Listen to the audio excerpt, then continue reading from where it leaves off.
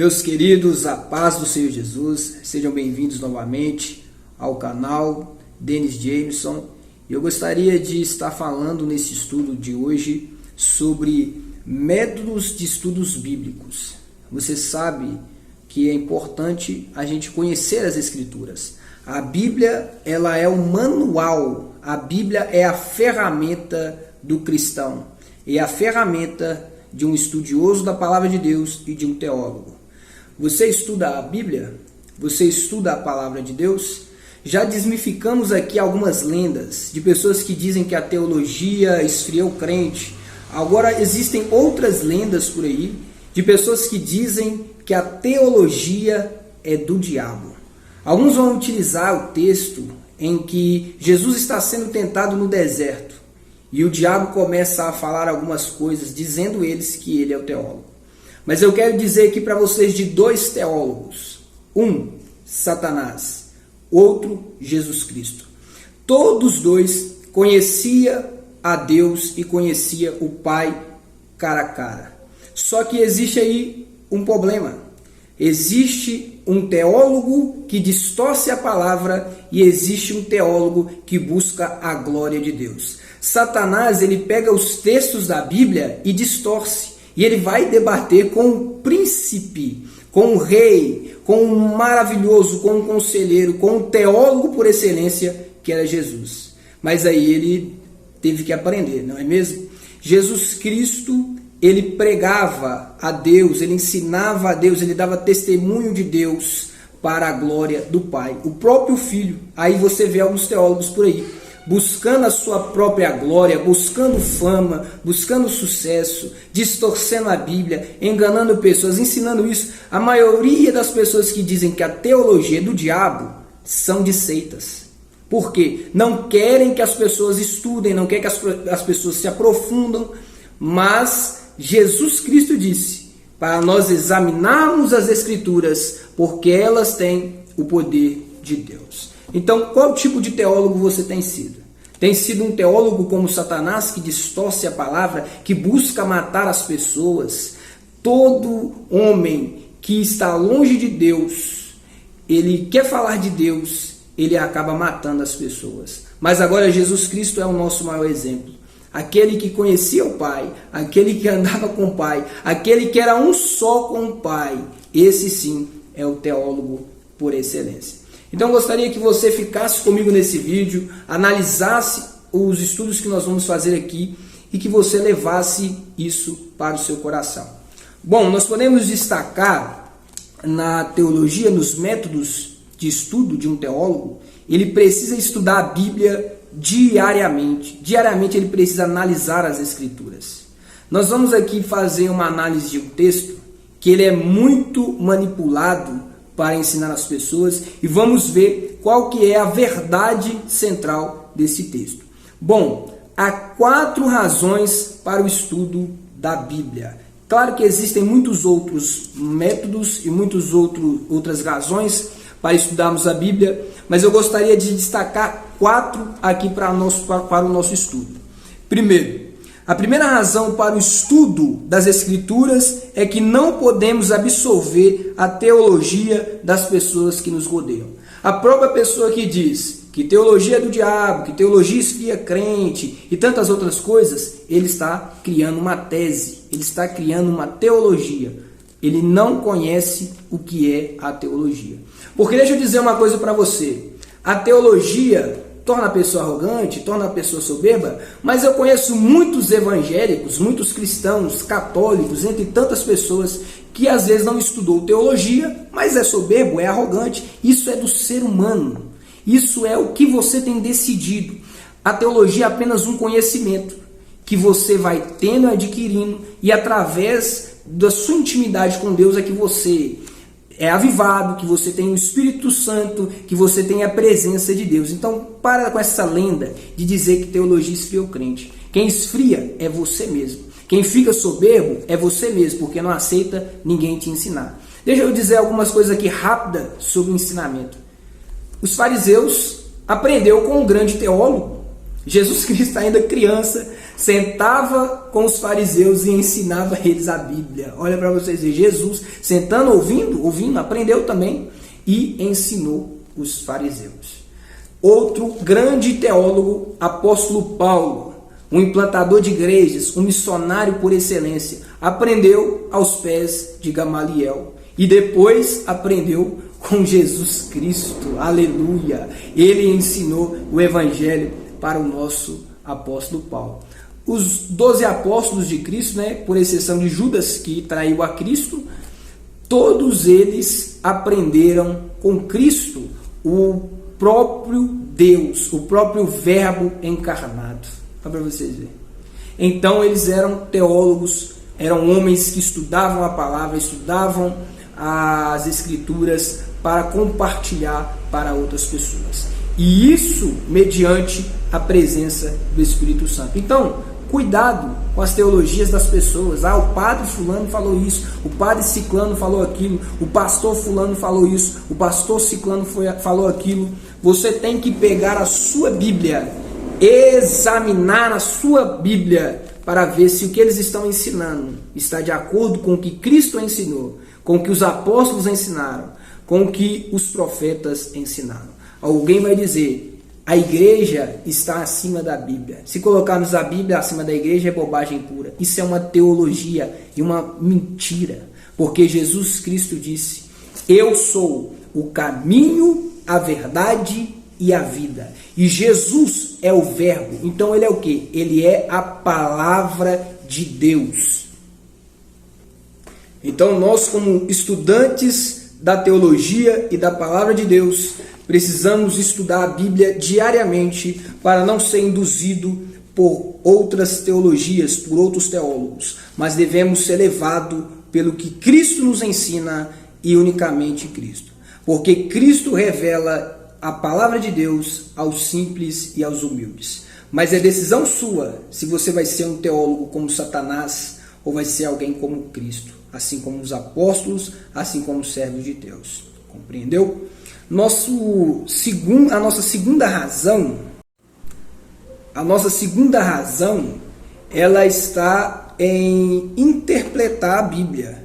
Ela deve utilizar as Escrituras para evitar a má exegese encontrada na literatura sobre a Bíblia.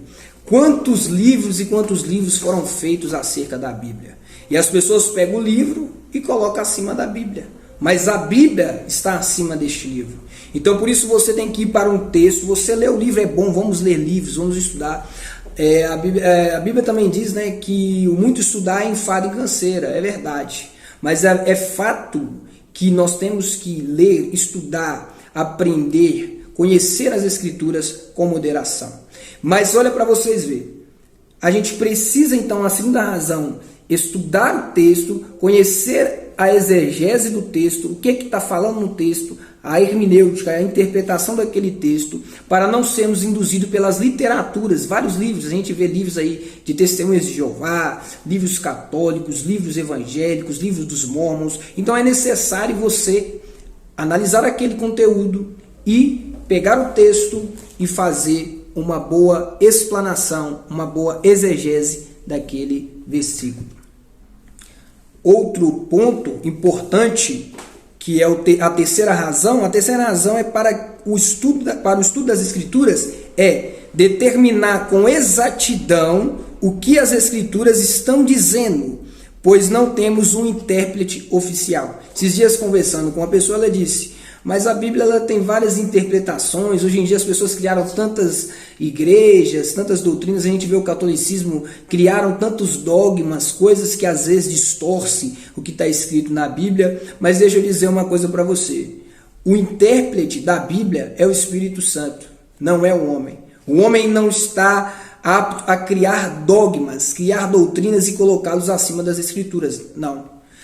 A Bíblia, ela explica a Bíblia. O seu significado original é um só. Deus pode te dar uma revelação pessoal. Deus pode atualizar aquela mensagem, a aplicação dela para os dias atuais. Mas o significado do texto é único. é a mensagem para as pessoas daquela época e a mensagem aplicada para nós nos dias atuais, ela é a verdade. Entende isso?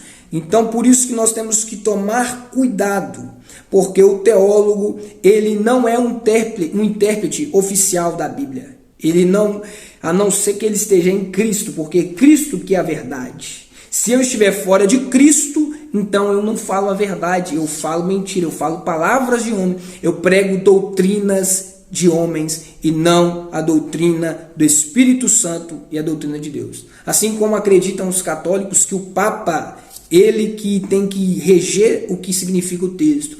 Aí depois vem ali uma parte das pessoas que também interpreta, assim como os testemunhos de Jeová, que dizem que eles que são os detentores da verdade, mas temos que tomar cuidado com as pessoas que afirmam isso, porque não é o catolicismo que diz que é verdade, não é os testemunhos de Jeová, é Jesus. Jesus disse, eu sou a verdade. Jesus também disse para os fariseus que conhecereis a verdade e a verdade vos libertará. Qual a verdade? Jesus. Jesus chega para Pilatos e fala sobre a verdade. E Pilatos, qual que é essa verdade? Pilatos estava diante de Jesus e não entendeu qual que era a verdade que Cristo estava ensinando. Vamos lá então para a nossa quarta razão. A quarta razão para o estudo das Escrituras é reconhecimento da autoridade das Escrituras como sagradas e necessárias, por escrito, inspirada, conclusiva e compreensível. Por exemplo, tem muitas pessoas equivocadas nas redes sociais. A pessoa coloca um texto, mas não sabe se é Deus que está falando, se é Jesus que está falando, se é o homem que está falando, se é um profeta que está falando. A gente precisa identificar, porque tem passagens que é o homem que está falando e as pessoas querem postar como se fosse Deus. Por isso que a gente precisa conhecer a exegese, conhecer a hermenêutica, conhecer o estudo teológico, para nós não sermos enganados, para a gente conhecer a palavra de Deus. E o Eterno quer que o teólogo ele se aproxime o máximo possível da vontade de Deus. É por isso que a gente vê teólogos querendo enriquecer, homens querendo fazer comércio da igreja, porque saíram da vontade de Deus. Esses homens não representam quem realmente quer seguir a Cristo, quem realmente quer servir a Deus. Esses homens são teólogos como Satanás. Assim como essas pessoas que ensinam essas lendas, que não devemos estudar a Bíblia. Entendeu?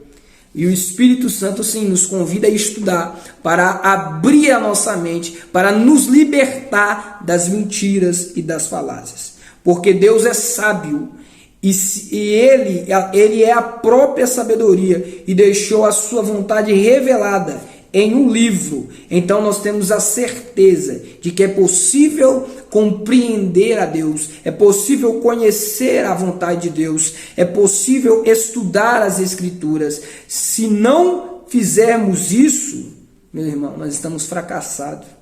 A igreja está fracassada. Estaremos considerando conhecimento de homens, estaremos colocando dogmas, seguindo dogmas, crendo em um monte de coisa que Jesus não nos ensinou. Por isso, essas 4 razões são extremamente importantes. Nós temos alguns métodos de estudo nas Escrituras, que é organizar e conduzir a Bíblia. Você pega a Bíblia e organiza, pega um texto, compara com outro texto, pega um texto do Antigo Testamento, compara com o que Jesus ensinou.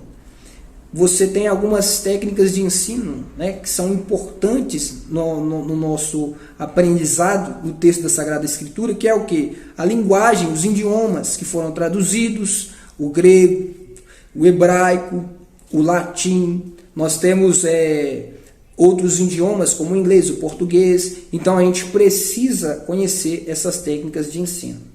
O modo de agir e proceder do cristão. O que é que o texto está mostrando ali? Como que eu devo agir? Qual que é o meu posicionamento? Isso nós precisamos entender também. E regular a coerência na ação. O que quer dizer isso?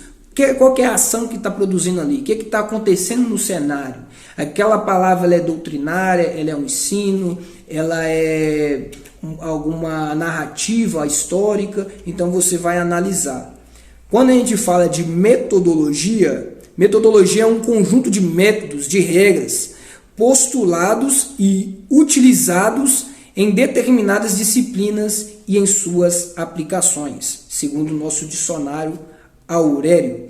Então nós precisamos compreender esses métodos para fazer uma interpretação fiel da Bíblia, para compreender melhor as Escrituras, para não cair em heresias, para não acreditar em homens acima de Jesus, né? Não tem um macho nessa terra que possa substituir a Jesus Cristo. Reflita, pense, use a sua mente. Veja algumas pessoas, eu gosto de falar para pessoas inteligentes, mas isso é manipulação, isso é lavagem. As pessoas gostam de colocar, como Hitler falou, né? Uma mentira contada várias vezes se torna verdade. Aí a pessoa faz uma síndrome de papagaio, vai repetindo o que o pastor falou, o que o padre falou, entendeu? Ao invés de repetir a verdade que Jesus ensinou. Esta é a verdade. Por isso precisamos de estudar para não cair nas manipulações, nas mentiras. Nós podemos agora também destacar alguns elementos que nós podemos ter acerca dessa metodologia. O primeiro elemento é sobre um método histórico crítico que os pastores e os líderes devem adotar. Não é a crítica no seu sentido, mas no modo de analisar, compreender, estudar o texto. Primeiro elemento, a sua particularidade com a história. O que é que aquele texto ali está nos trazendo, falando acerca da história? O que é que ele colabora? O que isso significa para nós nos dias atuais e o que significou para as pessoas naquela época. O segundo método, o método crítico, pode requerer o uso das nossas... Então nós podemos analisar esses elementos importantes para a interpretação das Escrituras, para você não ficar à mercê de homens, à mercê de pessoas, mas você possa ser levado pelo Espírito Santo de Deus.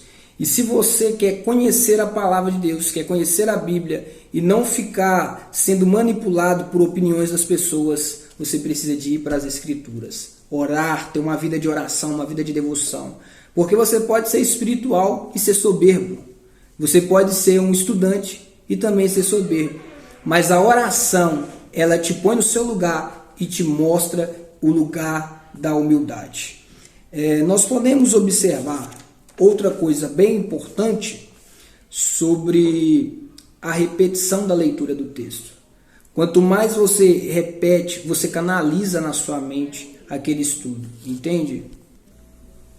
Então, ainda falando da repetição, quando você repete, você cria esse hábito de ler a Bíblia diariamente, você vai produzindo aquela palavra na sua mente, você vai guardando, memorizando aquela palavra, e ela afeta a sua mente. Ela afeta os seus hábitos, ela muda a sua vida. Por isso que o Evangelho, ele tira uma pessoa do mundo das drogas, talvez uma pessoa que a sociedade disse é impossível dessa pessoa se libertar, está na cocaína, está nas drogas, uma pessoa difícil, ignorante, mas o Evangelho transforma essas pessoas. Por isso que é bom repetir a palavra, repetir aquele versículo que está sendo lido.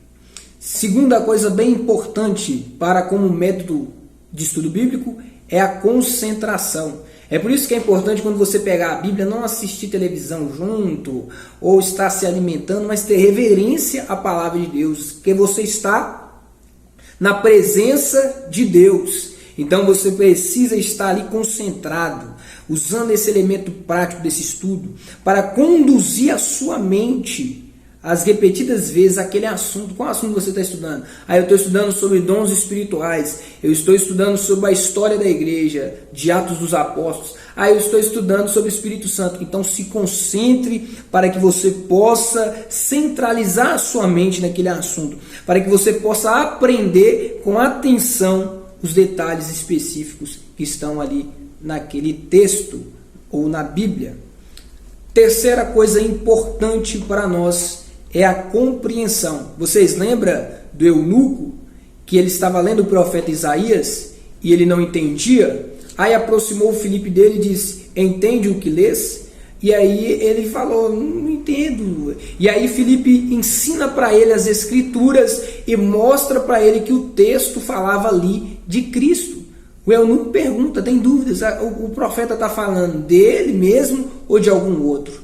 Aí vai Filipe e ensina para ele o significado correto. Por quê? Porque Filipe tinha Jesus, porque Filipe tinha o Espírito Santo, porque Filipe tinha aprendido com o Mestre, aprendido com Jesus. Então essa compreensão, ela é um elemento importante para o discernimento da verdade. Será que você estuda e entende o que você lê? Será que você tem uma base sólida desta verdade fundamental, de uma maneira clara, de uma maneira poderosa, de uma forma explicada? Eu quero dizer para você que o Espírito Santo, ele te ajuda, ele te capacita a entender a palavra de Deus. Ainda que você não entenda, ele vai enviar um Filipe, uma pessoa verdadeira, uma pessoa que não está comprometida com o sistema, comprometida com o engano, uma pessoa que quer crescer o ministério dela só para ter números e para agranjear números e rendas, ao invés de ensinar o caminho da salvação, ao invés de ensinar que Jesus salva, liberta e leva para o céu. Amém? Então voltamos então a nossa atenção para nossos estudos anteriores. Nós falamos sobre a teologia nos outros vídeos. Então nós definimos essa palavra então, que nós precisamos dessa método para estudos, né? O método de estudo das Escrituras. A primeira palavra-chave que nós vamos ter aqui é sobre o texto, um resumo do que temos considerado aqui. Então abordamos o texto da Bíblia para o estudo seguinte e nós analisamos, nós definimos a lição que está centrada ali e devemos ter a repetição, a concentração e a compreensão para estarmos entendendo de fato o texto. Compreendido até aqui? Então vamos lá para mais uma parte. Esse vídeo aqui eu não quero que fique longo também, para que você possa estar absorvendo.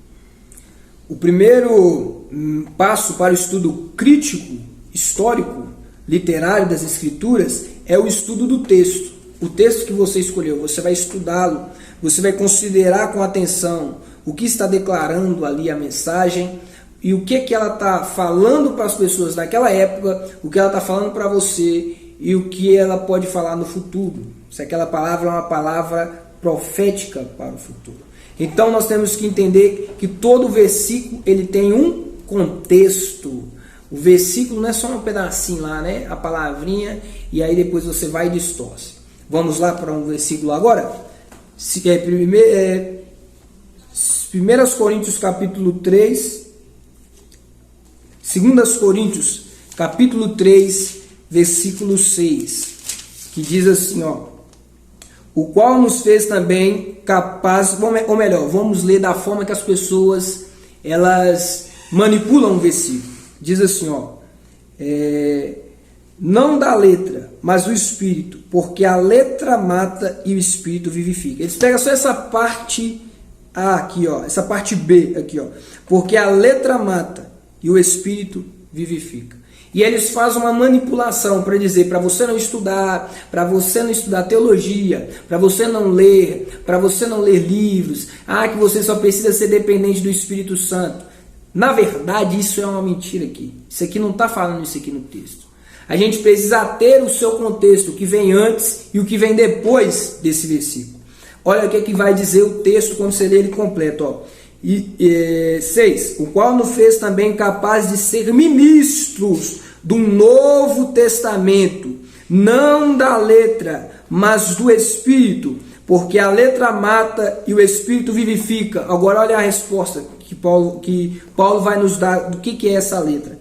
E se o ministério da morte gravado com letras em pedras, viu? Veio em glória, de maneira que os filhos de Israel não podiam fitar os olhos na face de Moisés, por causa da glória do seu rosto, a qual era transitório, como não será de maior glória o ministério do Espírito? Porque se o ministério da condenação foi glorioso, muito mais excederá a glória do ministério da justiça, porque também o que foi glorificado nessa parte não foi glorificado por causa dessa excelente obra. Então, quando fala a letra mata, está falando sobre a lei de Moisés, que se pegasse uma mulher, um homem e uma mulher num ato de adultério, eles tinham que ser apedrejados. Já Jesus no Novo Testamento, quando ele encontra com aquela mulher adúltera, o que ele diz para os homens que iam apedrejar ela? Aquele que não tem pecado, que atire a primeira pedra. Ou seja, Jesus Cristo, o Espírito Santo, porque Jesus nos deu o Espírito Santo. Então ele nos faz ministro de uma nova aliança, da vida, e não daquela antiga aliança que mandava matar, que mandava apedrejar. Por isso que a gente precisa estudar a Bíblia. Precisamos ater o contexto, o que vem antes e o que vem depois. Por isso que nós precisamos estudar o método histórico crítico da história, narrativa, o seu contexto, o que aquele versículo fala dentro daquele livro, né? Separar organizado o livro, quem está falando, quem é o autor, para quem que ele está falando, quando falou, qual que era a cultura daquela época. Esses são métodos que nós precisamos entender para compreender um texto bíblico. Nós sabemos que há muitas traduções, e as traduções vieram da Vulgata Latina, e isso eu quero que você pesquise, eu quero que você estude, eu quero que você pesquise alguns autores que falaram contra algumas traduções. Nós temos traduções aí das Testemunhas de Jeová, uma tradução adulterada, entendeu? Uma tradução fraca, né? Nós temos a versão católica que colocou os 7 livros apócrifos, foram acrescentados após, porque os livros canônicos já estavam prontos. Os próprios judeus consideram os livros que tem no judaísmo, né? E aí o catolicismo veio e acrescentou. Então, o católico ele recebe a Sagrada Escritura como sendo a própria palavra. Então, como os métodos de estudos que nós estivemos aqui hoje, nós precisamos analisar o contexto. Eu gostaria de ficar mais tempo aqui falando sobre traduções, sobre alguns achados arqueólogos, mas eu gostaria de convidá-lo a continuar assistindo os meus vídeos. E se você quiser entender mais, deixa um comentário aí para a gente estar estudando junto, e eu vou ter o prazer de te ensinar mais acerca de como aprender a estudar a Bíblia e como entender as Escrituras. Todo o teólogo, todo o estudante, ele precisa de ter uma mente aberta para ouvir, para ler, para aprender. Porque nós, como falamos, né, temos a repetição, a concentração e a compreensão. Esses métodos você precisa tê-los para entender as Escrituras. Alguns fizeram algumas críticas, né? A Vulgata Latina, perdão. Ainda falando um pouco acerca da Vulgata Latina, alguns eruditos dizem que a Vulgata Latina não é exata, não é confiável, né? E ela foi aonde trouxe a origem para a religião do catolicismo, né? Onde trouxe alguns dogmas da Igreja Católica. Um dos críticos é o Bittencourt, né? Que ele vai dizer que o texto deve apresentar o seu conteúdo da mensagem como o escrito bíblico o transmite. Aí acabaram saindo da mensagem e acabaram fazendo esses dogmas que existem por aí. Vou gravar outro vídeo falando desses dogmas a qual eles colocam acima das Escrituras. Bom, a importância das traduções, então, você sabe qual tradução é boa, qual tradução você está lendo, é bom você ler os originais, é bom você buscar o significado do texto, da palavra, usar um dicionário bom para você entender as palavras. Existe a importância, então, do contexto, né, que falamos, do que vem antes, do que vem depois, da cultura, da mensagem, quem está falando, né, qual o contexto que ele falou aquilo, qual que era a cultura daquela época, para nós termos uma compreensão exata do texto. Existe também a importância das palavras, né, no seu sentido. Então a Bíblia, ela é a palavra de Deus. E ela nos traz exemplos a ser seguido. Então tem a história, a geografia, tem o livro de Atos, tem a ciência e tem os achados arqueológicos, que também vão mostrar a veracidade das Escrituras, a veracidade da Bíblia. A Bíblia é a palavra de Deus e, como estudante de teologia, nós precisamos empenhar em aprender a verdade de Deus, a verdade da Bíblia. Amém? Que Deus abençoe a sua vida, que você cresça na graça, no conhecimento de Deus, que você adquire humildade, que você adquire o Espírito Santo, que você venha ser uma pessoa avivada, que você venha ser uma pessoa que ame as Escrituras e que você também se inscreva no meu canal, ative o sininho e deixe o seu like. Amém? Que Deus te abençoe. Deixe um comentário em nome de Jesus.